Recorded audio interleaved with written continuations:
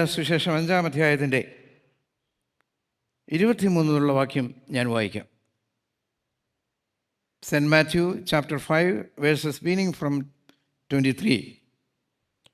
ആകയാൽ നിൻ്റെ വഴിപാട് യാഗപീഠത്തിങ്കൽ കൊണ്ടുവരുമ്പോൾ സഹോദരന് നിൻ്റെ നേരെ വല്ലതുമുണ്ടെന്ന് അവിടെ വച്ച് ഓർമ്മ വന്നാൽ നിൻ്റെ വഴിപാട് അവിടെ യാഗപീഠത്തിൻ്റെ മുമ്പിൽ വെച്ചേച്ച് ഒന്നാമത് ചെന്ന് സഹോദരനോട് നിരന്നുകൊള്ളുക. പിന്നെ വന്ന് നിൻ്റെ വഴിപാട് കഴിയുക. നിൻ്റെ പ്രതിയോഗിയോടുകൂടെ വഴിയിലുള്ളപ്പോൾ തന്നെ വേഗത്തിൽ അവനോട് ഇണങ്ങിക്കൊള്ളുക. അല്ലാഞ്ഞാൽ പ്രതിയോഗി നിന്നെ ന്യായാധിപനും ന്യായാധിപൻ സേവകനും ഏൽപ്പിച്ചിട്ട് നീ തടവിൽ ആയിപ്പോവും. ഒടുവിലത്തെ കാശ് പോലും കൊടുത്ത് തീരുവോളം നീ അവിടെ നിന്ന് പുറത്തു വരികയില്ല എന്ന് ഞാൻ സത്യമായിട്ട് നിന്നോട് പറയും. പ്രാർത്ഥിക്കാം. അനുഗ്രഹത്തിൻ നാധിപതിയേ ആനം പേരും നാഥിയേ അനുദീനം പാദം ഗതിയേ അടിയാനുനീ അനുദീനം നേ പാദം ഗതിയേ അടിയാനുനീ കൃപ. ദൈവമായ കർത്താവേ, അടിയൻ്റെ വായിലെ വാക്കുകളും ഹൃദയത്തിലെ ധ്യാനവും നിനക്ക് പ്രസാദകരമായിരിക്കണമേ. കേൾവിക്കാരായിട്ടുള്ള മക്കളെ വാഴ്ത്തണമേ. യേശുവിൻ്റെ നാമത്തിൽ തന്നെ ആമീൻ.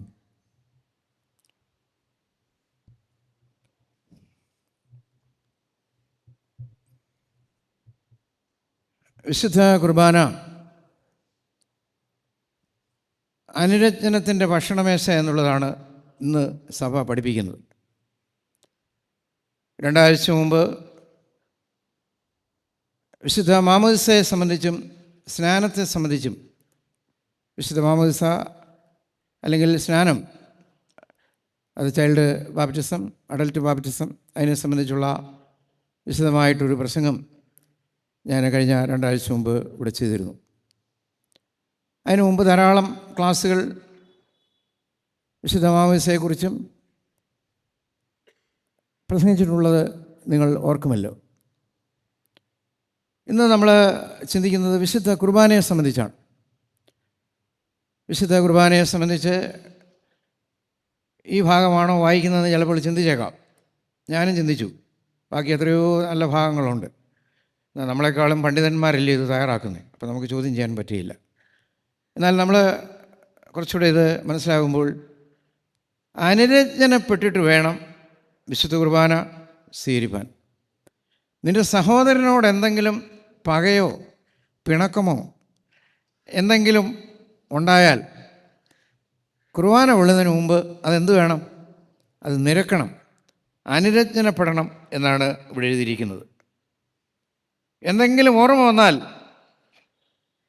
സഹോദരനോട് എന്തെങ്കിലും കാര്യങ്ങളിൽ നിരക്കണമെന്ന് ഓർമ്മ വന്നാൽ ആദ്യം വന്നത് നിരന്ന ശേഷം വേണം നീ വഴിപാട് കഴിക്കാൻ എന്നുള്ള ഭാഗമാണ്. അതുകൊണ്ടാണ് ഈ ഭാഗം എഴുതിയിരിക്കുന്നത് വിശുദ്ധ കുർബാന അനുരഞ്ജനത്തിൻ്റെ ഭക്ഷണമേശ എന്ന് പറയുന്നത്.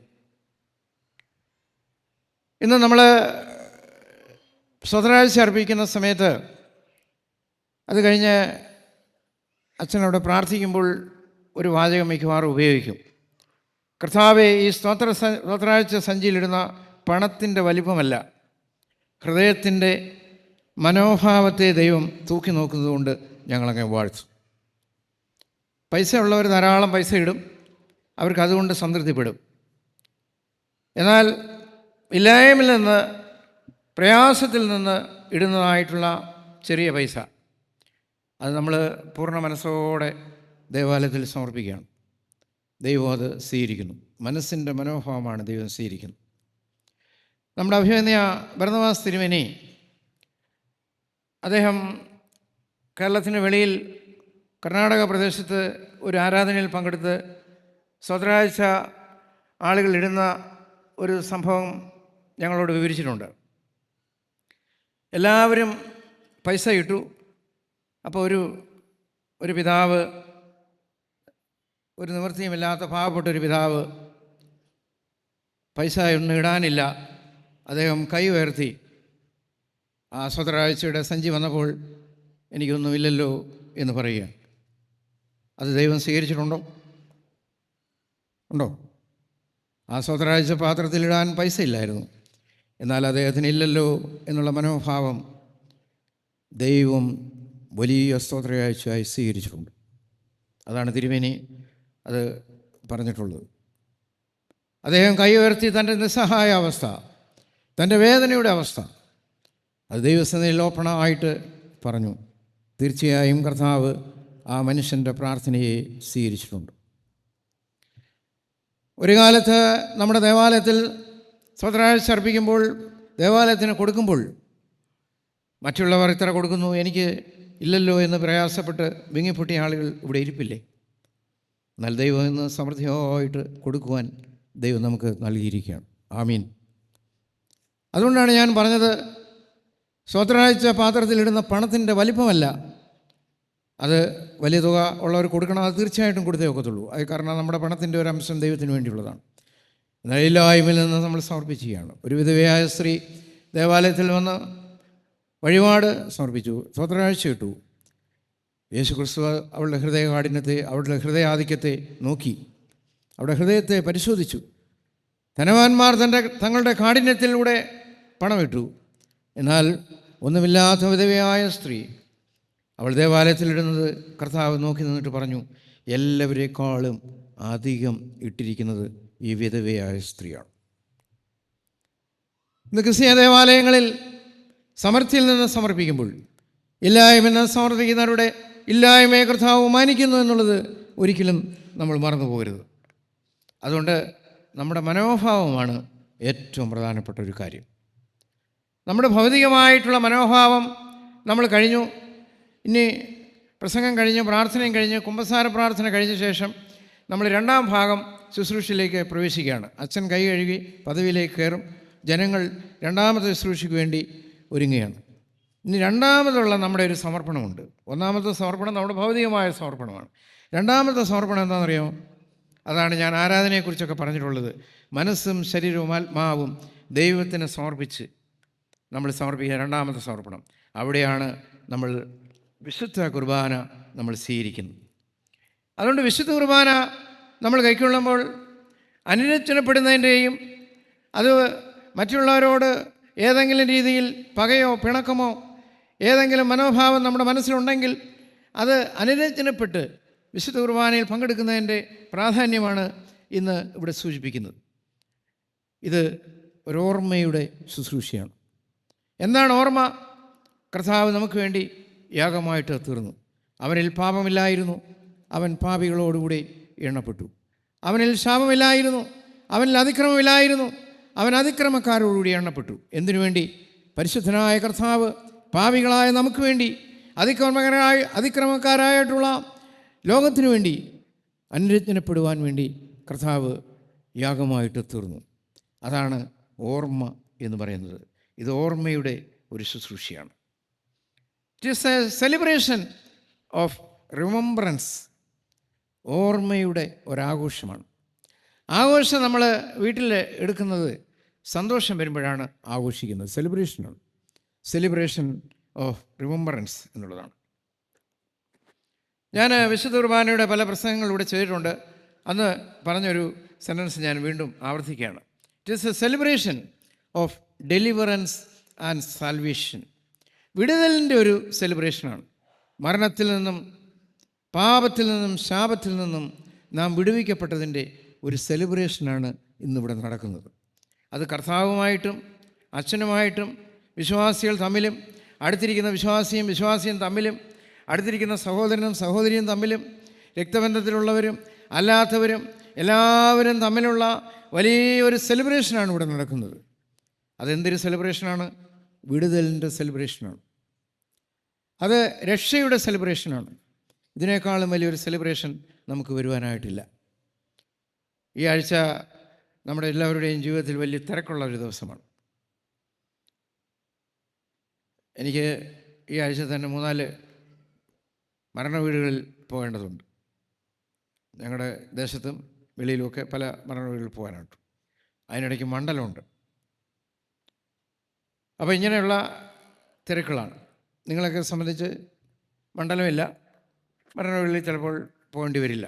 എന്നാൽ ഭൗതികമായിട്ടുള്ള ഒരുപാട് തിരക്കുകളിൽ ലോകമായിരിക്കുകയാണ്, ഒരുപാട് ആഘോഷങ്ങളിൽ ലോകമായിരിക്കുകയാണ്. അടുത്ത ഞായറാഴ്ചയ്ക്കിപ്പുറം നമ്മുടെ കൈ കിട്ടിയ പൈസ എല്ലാം നമുക്ക് തീർക്കണം.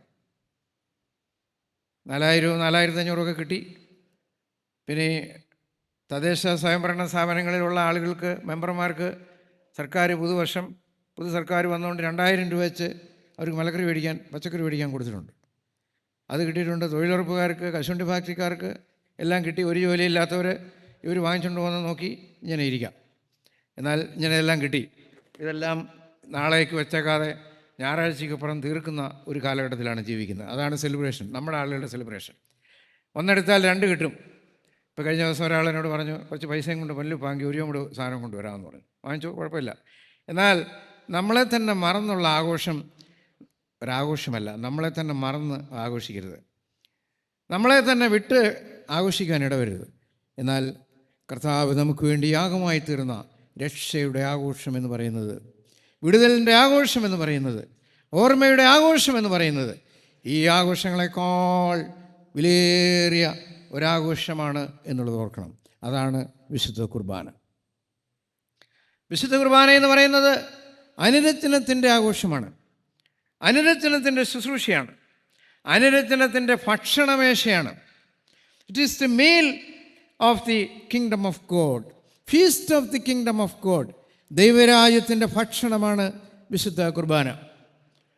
നമ്മുടെ ആരാധനയുടെയും നമ്മുടെ വീട്ടുപ്രാർത്ഥനയുടെയും നമ്മളുടെ മീറ്റിങ്ങുകളുടെയും നമ്മുടെ കൺവെൻഷനുകളുടെയും നമ്മുടെ പ്രസംഗത്തിൻ്റെയും എല്ലാം അടിസ്ഥാനം എന്ന് പറയുന്നത് ദൈവരാജ്യത്തിൻ്റെ സന്ദേശം ലോകത്തെ അറിയിക്കുക എന്നുള്ളതാണ്. കർത്താവ് ലോകത്തിൽ ചെയ്തതും തിരുസഭയോട് ചെയ്യാൻ പറഞ്ഞതുമായ ശുശ്രൂഷയാണ് വിശുദ്ധ കുർബാന. അതുകൊണ്ട് കർത്താവ് ലോകത്തിൽ അറിയിച്ചതായിട്ടുള്ള മെസ്സേജ് എളമ്പൽ ജെറുസലേം പള്ളിയിൽ അംഗങ്ങളായിട്ടുള്ള നമ്മളിലൂടെ എല്ലാം ഇത് കൈമാറ്റം ചെയ്യപ്പെടുകയാണ്. അതുകൊണ്ടാണ് it is the feast of the kingdom of God. ദൈവരാജ്യം എന്നുള്ള സന്ദേശത്തിലെ ഭക്ഷണമേശയാണ് വിശുദ്ധ കുർബാന. ഇത് കഴിഞ്ഞിട്ടേ ഉള്ളൂ ബാക്കി ഭക്ഷണം എന്നുള്ളത് പ്രത്യേകം ഓർക്കണം. കർത്താവിൻ്റെ ശുശ്രൂഷയുടെ അടിസ്ഥാനം എന്ന് പറയുന്നത് ദൈവരാജ്യം എന്നുള്ള മെസ്സേജ് അറിയിക്കുക എന്നുള്ളതാണ്. ആ ദൈവരാജ്യത്തിന് വേണ്ടിയാണ് നമ്മൾ കാംക്ഷിക്കുന്നത്. അതുകൊണ്ട് ദൈവരാജ്യത്തിൻ്റെ ഭക്ഷണമാണ് വിശുദ്ധ കുർബാന എന്നുള്ളത് പ്രത്യേകമായിട്ട് നമ്മൾ ഓർക്കണം. This the feast of remembrance, feast of the kingdom of God. It is the feast of life. ജീവൻ്റെ സെലിബ്രേഷനാണ്, ജീവൻ്റെ ഭക്ഷണമാണ്, ജീവൻ്റെ ആഘോഷമാണ്. അപ്പം ജീവൻ്റെ ആഘോഷം നടത്തുന്ന ആരാ? മരിച്ചവരും മൗനതയിലിറങ്ങിയവരും ആരും യഹോവയെ സ്തുതിക്കുന്നില്ല. കേട്ടിട്ടില്ലേ? മരിച്ചവരും മൗനതയിലിറങ്ങിയവരും ആരും യഹോവയെ സ്തുതിക്കുന്നില്ല. ജീവനുള്ളവരാണ്. ഇളമ പള്ളിയിലിരിക്കുന്ന നമ്മൾ ജീവനുള്ളവരാണോ? അങ്ങനെയാണെങ്കിൽ ജീവനുള്ള നമുക്ക് വേണ്ടിയാണ് ഈ ഭക്ഷണം നൽകിയിട്ടുള്ളത്, ഫീസ്റ്റ് ഓഫ് ലൈഫ്. എങ്ങനെയാണ് നമുക്ക് ജീവനുണ്ടായത്? കർത്താവ് നമുക്ക് വേണ്ടി കാൽവറിയിൽ യാഗമായിട്ട് തീർന്നു. അതുകൊണ്ടാണ് വിശുദ്ധ കുർബാനയുടെ അവസാനം പറയുന്നതായിട്ടുള്ള ഒരു റുഷ്മ പ്രാർത്ഥന നമുക്കറിയാം. ദൂരസ്ഥരും സമീപസ്ഥരും കർത്താവിൻ്റെ ജയം നില ശ്രീബാ രക്ഷിക്കപ്പെട്ടിരിക്കുന്നവരും വിശുദ്ധ മാമോദിസയാൽ മുദ്രയിടപ്പെട്ടിരിക്കുന്ന ഏവരുമേ, ഈ തീർത്ഥം നിങ്ങളുടെ കടങ്ങളെ പരിഹരിക്കുകയും നിങ്ങളുടെ പാപങ്ങളെ ക്ഷമിക്കുകയും നിങ്ങളുടെ ആത്മാക്കളെ ആശ്വസിപ്പിക്കുകയും ചെയ്യും. ബലഹീനനും ഭാവിയുമായ ഇടിയാൻ ഞാൻ നിങ്ങളുടെ പ്രാർത്ഥനയാൽ കൃപയും സഹായം ലഭിക്കാനായിട്ട് തന്നെ നിങ്ങൾ സന്തോഷിച്ച് ആനന്ദിച്ചുകൊണ്ട് സമാധാനത്തോടെ പോയി ഞങ്ങൾക്ക് വേണ്ടിയും പ്രാർത്ഥിപ്പിൻ. ഈ വിശുദ്ധ കുർബാന 4 അനുഭവമാണ് നമുക്ക് ലഭിക്കുന്നത്. ഒന്ന്, രോഗത്തിൻ്റെ സൗഖ്യം. മറ്റൊന്ന്, നമുക്ക് പാപത്തിൻ്റെ മോചനം. 3, നമുക്ക് സമാധാനം നൽകുകയാണ്. 4, നിത്യജീവൻ്റെ അംശികളായിട്ട് നമ്മൾ തീരുകയാണ്. അപ്പോൾ ഞാൻ പറഞ്ഞു, ഇതൊരു സെലിബ്രേഷനാണ്, വിടുതലിൻ്റെ ആഘോഷമാണ്, അതുപോലെ തന്നെ അനുരഞ്ജനത്തിൻ്റെ വിലയേറിയ ശുശ്രൂഷയാണ്. ഇത് ഓർമ്മയുടെ ആഘോഷമാണ്, ജീവൻ്റെ ആഘോഷമാണ്, ദൈവരാജ്യത്തിൻ്റെ ഭക്ഷണമേശയാണ്. ഇതെല്ലാം പറഞ്ഞു. ഇനി മറ്റൊന്നുകൂടെ ഓർപ്പിക്കട്ടെ. It is a feast of love. സ്നേഹത്തിൻ്റെ സെലിബ്രേഷനാണ് വിശുദ്ധ കുർബാന. സ്നേഹമില്ല എങ്കിൽ എന്തുവാ? നമ്മൾ മുഴങ്ങുന്ന ചമ്പോ ചിലമ്പുന്ന കൈത്താളമായിരിക്കും. സ്നേഹമില്ലെങ്കിൽ നിൻ്റെ ശരീരം ചുടുവാൻ ഏൽപ്പിച്ചാലും ഒരു പ്രയോജനവും ഇല്ല. നമ്മൾ ഈ ഓണത്തിൻ്റെ വേസ്റ്റൊക്കെ ഇട്ട് കത്തിക്കുമ്പോഴേ നമ്മൾ കാലൊക്കെ എടുത്ത് അങ്ങോട്ട് നോക്കണം. അന്നേരം വലിയ ചൂടായിരിക്കും അല്ലേ, നമ്മൾ വെക്കത്തില്ല. എന്താ കാര്യം? നമ്മുടെ ശരീരം ചുടുവാൻ ഏൽപ്പിച്ചാലും സ്നേഹമില്ലെങ്കിൽ ഒരു പ്രയോജനമില്ല. അതുകൊണ്ട് അനുരഞ്ജനം ജീവിതത്തിൽ ഉളവാകുന്നതും സ്നേഹം ജീവിതത്തിൽ പുലർത്തുന്നതുമാണ് ഈ വിശുദ്ധ കുർബാനയുടെ മെസ്സേജ് നമുക്ക് നൽകുന്നത്. Feast of love. ആരുമായിട്ടുള്ള സ്നേഹം? യോഹന്നാൻ 3:16 നമ്മൾ വായിക്കുന്നുണ്ട്, തൻ്റെ ഏകജാതനായ പുത്രനിൽ വിശ്വസിക്കുന്ന ഏവനും നിത്യജീവൻ പ്രാപിക്കേണ്ടതിന് ദൈവം അവനെ നൽകുവാൻ തക്കവണ്ണം ലോകത്തെ സ്നേഹിച്ചു. മനുഷ്യകൃമികളായിട്ടുള്ള എന്നെയും നിങ്ങളെയും കർത്താവ് സ്നേഹിച്ചു. It is the feast of love. ഇതൊരു സ്നേഹത്തിൻ്റെ സെലിബ്രേഷനാണ്, സ്നേഹത്തിൻ്റെ ആഘോഷമാണ്. It is a feast of communion. കർത്താവുമായിട്ടും വിശ്വാസികൾ തമ്മിലുള്ള ഒരു വലിയ സംസർഗമാണ്. അതുകൊണ്ട് ചില സഭക്കാർ വിശുദ്ധ കുർബാനയ്ക്ക് പറയുന്ന പേര് കമ്മ്യൂണിയൻ എന്നുള്ളതാണ്. എന്ന് പറഞ്ഞാൽ കൂട്ടായ്മ, ഫെലോഷിപ്പ് എന്നൊരു പദമാണ് ഉപയോഗിക്കുന്നത്. നിങ്ങൾക്ക് കമ്മ്യൂണിയൻ ഇല്ലയോ എന്ന് ചോദിക്കും, നിങ്ങൾക്ക് ഫെലോഷിപ്പ് ഇല്ലയോ, കൂട്ടായ്മ ഇല്ലയോ എന്നുള്ളത് ചോദിക്കും. ഇതൊരു യൂക്കറിസ്റ്റ് അനുഭവമാണ്. വിശുദ്ധ കുർബാനയ്ക്ക് പറയുന്ന വേറൊരു പേര് തന്നെയാണ് യൂക്കറിസ്റ്റ് അനുഭവമാണ്. സ്തോത്രാർപ്പണത്തിൻ്റെ ശുശ്രൂഷയാണ്. കർത്താവെ, ഞാൻ അവിടുത്തെ മരണവുമായി അവിടുത്തെ ഉയർത്തെഴുന്നേൽപ്പുമായി ഞാൻ അനുരഞ്ജനപ്പെട്ടു. അതുകൊണ്ട് എൻ്റെ അടുത്തിരിക്കുന്ന ആളിനോട് ഞാൻ അനുരഞ്ജനപ്പെടുകയാണ്. അതുകൊണ്ട് ഇതൊരു യൂക്കറിസ്റ്റ് ശുശ്രൂഷയാണ്. ആംഗ്ലിക്കൻ സഭ വിശുദ്ധ കുർബാനയ്ക്ക് ഉപയോഗിക്കുന്ന പേരാണ് യൂക്കറിസ്റ്റ് എന്നുള്ള പദം ഉപയോഗിക്കുന്നത്. ഇത് ഒരു സെലിബ്രേഷനാണ് ഓഫ് ന്യൂ കവനൻറ്റ്. പുതിയ ഉടമ്പടിയിലേക്ക് നമ്മൾ പ്രവേശിക്കുകയാണ്. നമ്മളൊരു വസ്തു വാങ്ങിക്കുമ്പോൾ നമ്മളതിൻ്റെ പ്രമാണം എഴുതും അല്ലേ? ചില ആളുകൾ മയക്കം പിടിക്കുന്നുണ്ട്. നിദ്രാമയക്കത്തിലാണ് പ്രവേശിക്കുന്നത്. ഉറങ്ങുന്നവരെ ഉണർന്നിട്ട് ദൈവത്തെ സ്തുതിപ്പൻ. നമുക്കൊരു പാട്ട് പാടാം. എല്ലാ നാമത്തിലും മേലായ നാമം വല്ലഭക്ത, എല്ലാ നാമത്തിലും മേലായ നാമം വാഴ്ത്തും നാമം കാലും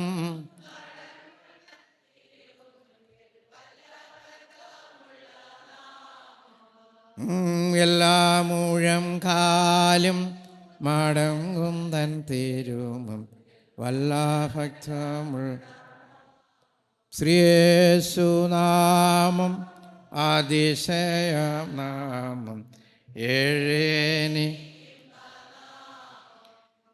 എല്ലാ മുഴങ്കാലും മടങ്ങുന്നതായിട്ടുള്ളൊരു ദിവസം വരും. യേശു എന്ന നാമത്തിൻ്റെ മുന്നിൽ എല്ലാ മുഴങ്കാലും മടങ്ങപ്പെടുന്നതായിട്ടുള്ള ഒരു ദിവസം വരും. അതാണ് ഈ അനുരഞ്ജനത്തിൻ്റെ ശുശ്രൂഷയിലൂടെ നമ്മളെ ഓർപ്പിക്കുന്നത്. നമ്മളിപ്പോൾ ഓണത്തിന് ആളുകൾ അവിടെ പോയി കടയിലൊക്കെ പോയി മൊബൈൽ വാങ്ങിക്കും, പിന്നെ ഫ്രിഡ്ജ് വാങ്ങിക്കും, ടി വി വാങ്ങിക്കും, ചിലർ ഫർണിച്ചർ വാങ്ങിക്കും, അങ്ങനെ എന്തെങ്കിലുമൊക്കെ വാങ്ങിക്കുന്നു വെച്ചു. വാങ്ങിക്കുന്ന സമയത്ത് അതിൻ്റെ കൂടെ രസീതിൻ്റെ കൂടെ ഒരു സാധനം തരും. എന്താണത്?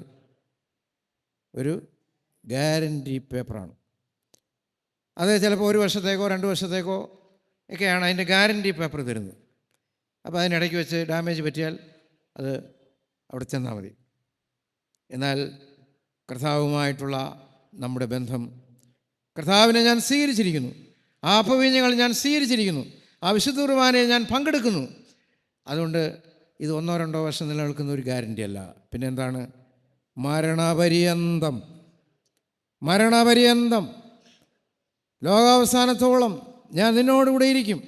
മരണപര്യന്തം കർത്താവുമായിട്ടുള്ള ബന്ധത്തിലേക്ക് പ്രവേശിച്ചതിൻ്റെ അടിസ്ഥാനത്തിൽ A new covenant in my bloods, ഒരു പുതിയ ഉടമ്പടി ബന്ധമാണ് എന്നുള്ളത് ഓർപ്പിക്കുവാൻ ഞാൻ സമയത്ത് ആഗ്രഹിക്കുകയാണ്. ഒരു പുതിയ ഉടമ്പടി ബന്ധത്തിൻ്റെ അനുഭവമാണ് വിശുദ്ധ കുർബാന. അതുകൊണ്ട് വിശുദ്ധ കുർബാനയെക്കുറിച്ച് ധാരാളം കാര്യങ്ങൾ ഞാൻ ഓർപ്പിച്ചു.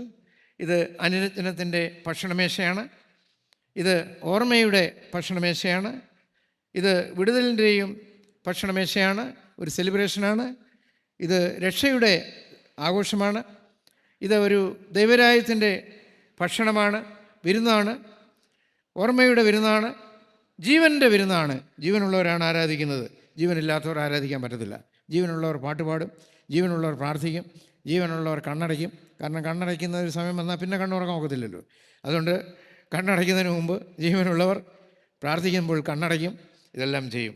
ഇത് സ്നേഹത്തിൻ്റെ ഫീസ്റ്റാണ്. അതുപോലെ തന്നെ ഒരു കമ്മ്യൂണിയനാണ്, ഒരുമിച്ച് ചേർന്നുള്ള ഒരു കമ്മ്യൂണിയനാണ്. ഇതൊരു യൂക്കറിസ്റ്റ് ശുശ്രൂഷയാണ്, സെലിബ്രേഷൻ ഓഫ് ന്യൂ കവനൻറ്റ്. കർത്താവ് എന്നെ വിലയ്ക്ക് വാങ്ങി, ഞാൻ കർത്താവിനെ സ്വീകരിച്ചതിൻ്റെ അടയാളമായിട്ടുള്ള നിത്യമായിട്ടുള്ള a new covenant in my blood.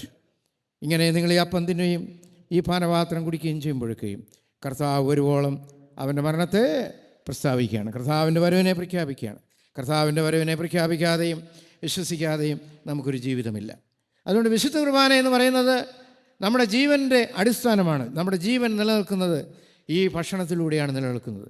സഭയുടെ അടിസ്ഥാനമാണ് വിശുദ്ധ കുർബാന, ആരാധനയുടെ അടിസ്ഥാനമാണ് വിശുദ്ധ കുർബാന. ഇതില്ല എങ്കിൽ നമുക്ക് ആരാധനയില്ല. കർത്താവ് ലോകത്തോട് പറഞ്ഞിരിക്കുകയാണ്, it is A means of grace. കൃപയുടെ മുഖാന്തരമാണ് വിശുദ്ധ കുർബാന. കൃപ നമുക്ക് ലഭിക്കുകയാണ്, നമുക്ക് അർഹതയില്ലാത്ത ദൈവത്തിൻ്റെ വലിയ ദാനം നമുക്ക് ലഭിച്ചിരിക്കുകയാണ്, മീൻസ് ഓഫ് ഗ്രേസ്. അതുകൊണ്ട് മഹത്വത്തിൻ്റെ അടയാളമാണ് വിശുദ്ധ കുർബാന. ഏറ്റവും അവസാനം ഓർപ്പിക്കുന്നത് proclaim the death of Christ. കർത്താവിൻ്റെ മരണത്തെ ഞാൻ പ്രഖ്യാപിക്കുകയാണ്.